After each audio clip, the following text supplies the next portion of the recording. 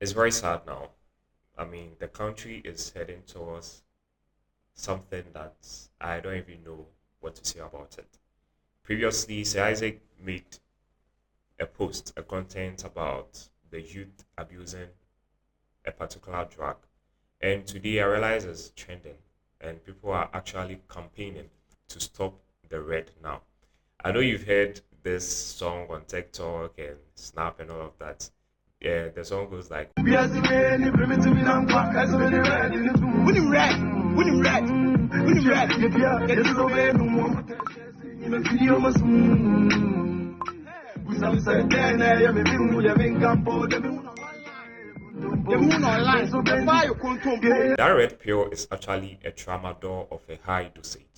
And we all know that tramadols are used for like medical treatments when it comes to maybe someone going under a surgical treatment or is in like a chronic pain injury or something. So that pill actually is used to, I mean, mild the pain down so the person goes this treatment.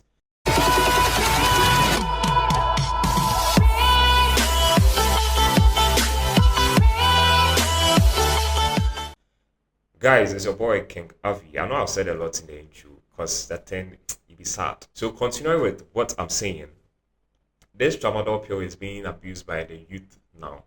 And say Isaac was sad, but me I vexed. I vexed because the GES. I want to talk about this banning of caning and punishment in schools now. The GES has made a policy whereby students and children are not caned in school. The GES has made it obvious that when we spare the rod, we spoil the child. And our youth of today are giving us that evident statement from the Bible. We've spared our rod, and now our youth are abusing drugs, almost say. And I don't think as a parent you like to see your child go to SHS and come back being a drug addict or a drug abuse. This pill is something people take for fun. So I saw this video about a man trying to explain what a pill does and the causes and effects and all of that. But what triggered me was that there are people sell these pills to the kids or to the youth out there to enhance their sexual activities. It doesn't make sense. How can a painkiller like enhance your sexual activities? So you'll be like, oh, Omotan, they'll tell you that, oh, Ofa, we are, you last long in bed for like 4 hours, 5 hours, and Charlie, a normal machine self can't last that. How much more a human being? So pleading to the public that if you know anyone who is abusing any form of drug, you talk to the person. And if you've been talking to the person and the person doesn't listen, we have counselors at the hospitals, like various hospitals and public hospitals have counselors and doctors you can seek, and they will attend to these issues. And now to GES, I think it's high time we bring back the rod so that we don't spoil our future generations. Because these are the kids you want to come to power and you'll be smuggling drugs into the country. It's just a question. So we have to bring back any form of punishment that, even if you are sparing the rod, there have to be some corporal punishment that if our kids and youth of today are going wayward, we face that thing.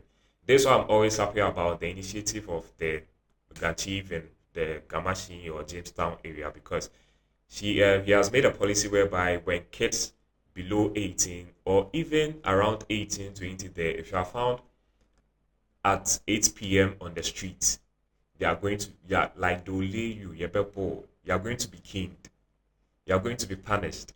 And it's a good thing because that community is known to have a greater and higher rate of teenage pregnancy in their system. Because if you go there and you ask people around you, someone around the age 25 is already a grandparent. Can you imagine? So the chief has made this policy that when you are seen after 8 p.m., latest by 8, you have to be indoors. If you are seen after 8 p.m., they'll whip you, they'll cane you. And it's something we have to bring in our community.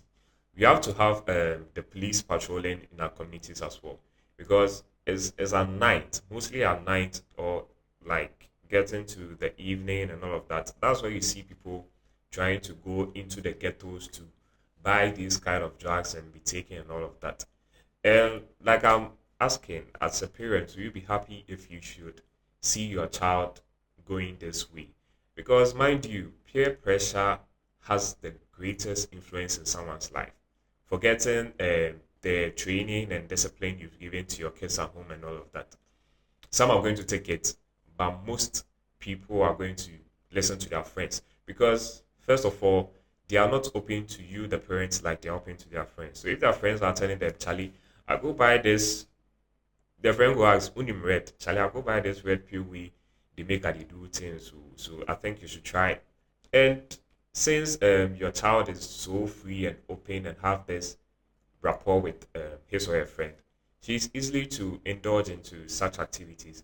And at the end, you see your child going wayward, and society is going to blame you, the parent, for not like treating or bringing up your children right.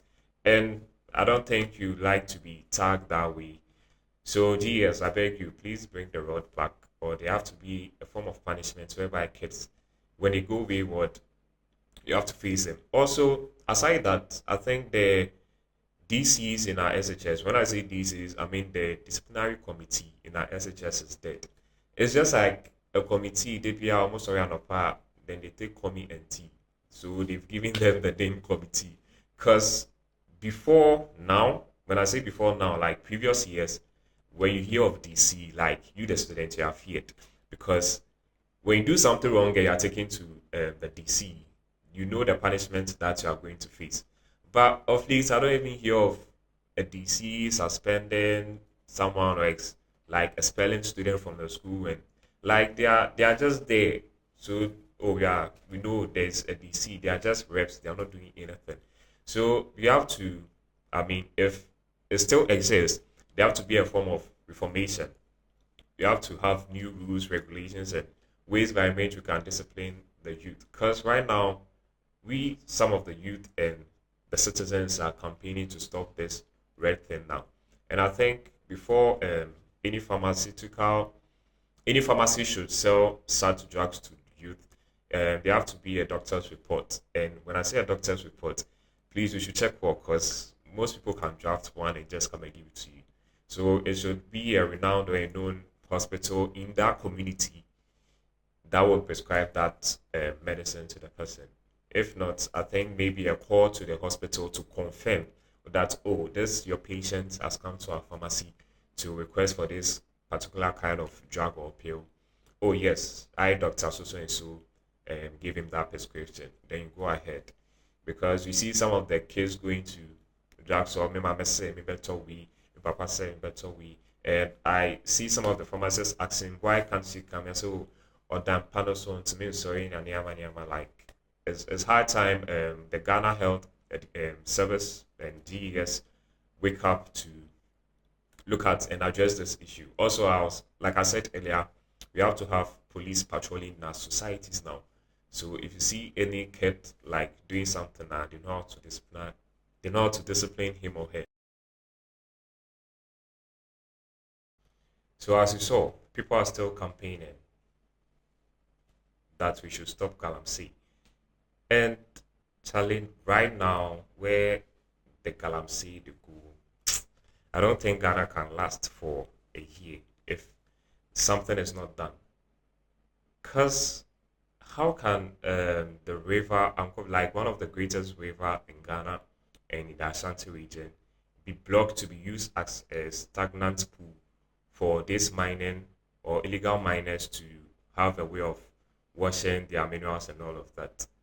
I mean, this awareness was raised last week, and if as a country we are just sitting down for it to get to a greater effect before we do something, it's not going to help.